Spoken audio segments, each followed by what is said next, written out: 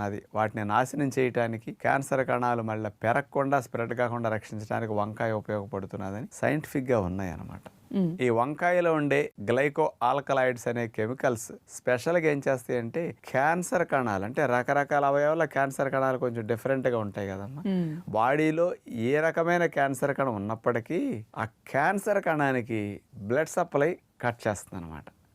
రక్తనాళాల మార్పులు తీసుకొచ్చి పోషకాలు వెళ్లకుండా చేసేస్తుంది అనమాట. దానివల్ల ఏమవుతుంది, క్యాన్సర్ కణకి న్యూట్రిషన్ అందక క్యాన్సర్ కణం చచ్చిపోతుంది. ఇక స్ప్రెడ్ అవడానికి ఛాన్స్ లేకుండా చేయడానికి ఈ గ్లైకో ఆల్కలాయిడ్స్ అని మెయిన్ ఉపయోగపడుతున్నాయి అంటున్నారు.